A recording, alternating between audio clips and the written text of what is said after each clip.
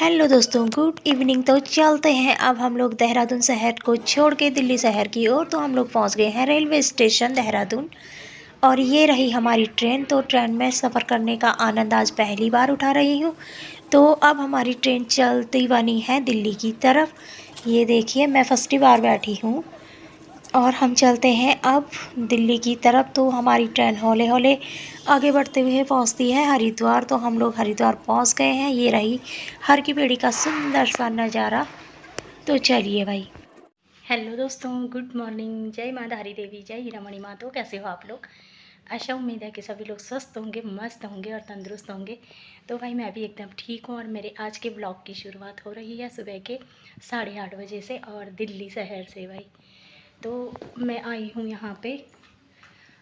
कल रात हम 12 बजे करीब यहाँ पहुँच गए थे।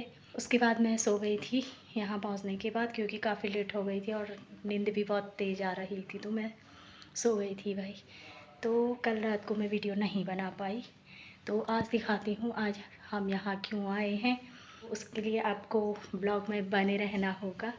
बाकी से भाई नाश्ते का टाइम हो गया है और हम लोग रुके हैं चाणक्यपुरी में, जो युवा केंद्र है। तो वहाँ हम लोग रुके हैं। तो अब 9 बजे का टाइम है नाश्ते का, हम लोग चलते हैं। मिलती हूँ आपको ब्रेक के बाद। तो दोस्तों, ये रहा दिल्ली का सुबह सुबह का नज़ारा विश्व युवक केंद्र का, जहाँ पे हम लोग स्टे कर रहे हैं। और बारिश के कारण बहुत ही सुंदर सा नज़ारा आपको देखने को मिल रहा होगा। बाकी से इससे पहले जब हम लोग आए थे तो बहुत ही ज़्यादा यहाँ की दशा थी, यानी कि बहुत ही ज़्यादा पॉल्यूशन था यहाँ पे। लेकिन इस बार बहुत खूबसूरत यहाँ पे लग रहा है। बाकी आगे आज क्या क्या होगा वो मैं आपको दिखाती हूँ। और ये सुंदर से प्यारे से फूल आप लोग देख सकते हो, ये मुझे काफ़ी ज़्यादा पसंद आए। और जो यहाँ का गार्डन है वो बहुत ही खूब है। बाकी चलिए भाई अंदर की ओर हम प्रस्थान करते हैं, क्योंकि नाश्ते का भी टाइम हो गया है। और यहाँ पे बहुत सुंदर सुंदर कलाकृतियाँ आप लोगों को देखने को मिल रहे होंगे, लेकिन ये नाम नहीं बता सकती हूँ क्या क्या है। तो चलते हैं अब लिफ्ट से खाने की तरफ, क्योंकि पेट में भाई चूहे कूद रहे हैं। तो चलिए। एक नेटवर्क की कॉन्सेप्ट जब हम बात करते हैं तो देश में कई ऐसे नेटवर्क हैं और उस नेटवर्क में चाइल्ड राइट्स को एड्रेस करने का अलग अलग तरीके हैं। लेकिन कहीं ना कहीं हमें एक ग्लोबली अगर हम चीज़ों को देखें तो मुझे लगता है कि एक बहुत ही अभी बात हो रही थी कि बच्चे माइग्रेट कर रहे हैं यहाँ से वहाँ, उनके हर दिन हर पल उनके राइट्स का वायलेशन होता है।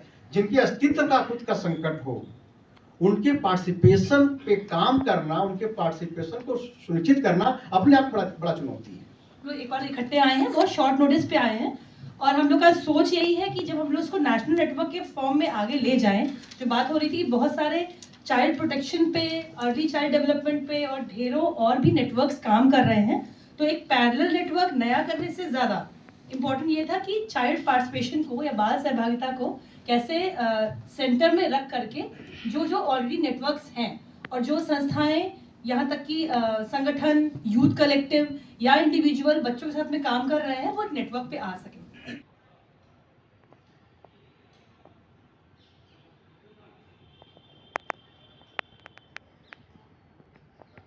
और ओरिएंट करना कम्युनिटी या कोई भी अगर ग्राम लेवल से स्टेट, विलेज लेवल से स्टेट लेवल तक कोई भी अगर समिति या कम्युनिटी है, उसको हम लोग कैसे आइडेंटिफाई करें और जो इसके ऊपर काम कर रहे हैं उनको ओरिएंटेशन और स्ट्रेंथनिंग करने का काम। जब बात हो रहा था कि स्टेट लेवल प्लान्स क्या हो सकता है, तो जैसे हम जिस जायका में आज बैठे हुए हैं, ये दिल्ली एक इंडिया का सेंट्रल पार्ट है और हम अभी झारखंड का बात कर रहे हैं। बेसिकली मैं और मेरा टीम झारखंड का बात कर रहे हैं। तो हम बार बार ये सुनिश्चित कर रहे हैं कि बच्चों का भागीदारी, और आज का पूरा दिन या कल का जो बीता हुआ दिन है सिर्फ इसी मुद्दे के ऊपर चर्चा हो रहा था, राइट। मतलब बच्चों का इकोसिस्टम ही इस तरह से होता है। जैसे हम लोग ट्रैफिकिंग पे जब काम करते हैं और जो हॉटस्पॉट रीजन्स पे हम काम करते हैं, तो उसमें हमें देखने के लिए मिला है कि कई बार बच्चे ही अपने ट्रेडिशनल प्रैक्टिसेस की वजह से जो सेक्सुअल एक्सप्लॉयटेशन में इतने ज़्यादा हैं कि उनके पास इतना भी चॉइस नहीं है कि वो पढ़ना चाहें या खेलना चाहें या बेसिक चीज़ें या हेल्थ फैसिलिटीज़ का एक्सेस। बस उनको एक ब्रीडिंग की तरह उनको कम एज में मेडिसिन दी जा रही हैं, स्कूल से ड्रॉप आउट करवा दिया जा रहा है, जिसमें पेरेंट्स एकदम ओके हैं और एक टाइम पे चाइल्ड मैरिज करने के बाद उनको यही ट्रेडिशनल सेक्सुअल प्रैक्टिसेस में डाला जा रहा है।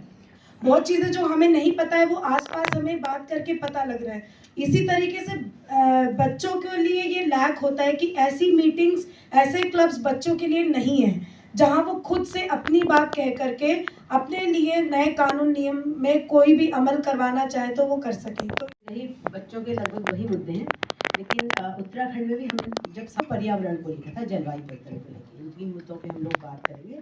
तो थोड़ा डिस्कशन हम लोगों का इसके एक्शन प्लान को लेके भी हुआ कि हम लोग जो जाके उत्तराखंड में कार्य करने वाले हैं उसमें सबसे पहले हमारी बातचीत हुई थी कि जो बाल सहभागिता के लिए हम लोग एक राज्य स्तरीय जो प्लेटफॉर्म है उसको एक मजबूती प्रदान करना, उसको उसमें बच्चों की भागीदारी को बढ़ाना और प्लस किस तरह से बच्चे उस नेटवर्क को आगे ले जा सकते हैं, इस पर कार्य करने की बात हुई थी।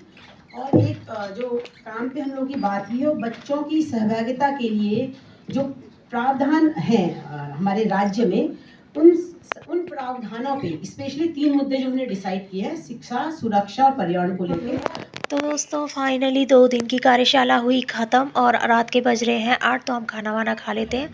तो हम लोग पहुंच गए हैं। अभी ISBT यहाँ पे लगी थी हमारी बस, तो हम लोग बस में बैठ के अब चलते हैं अपने उत्तराखंड की तरफ।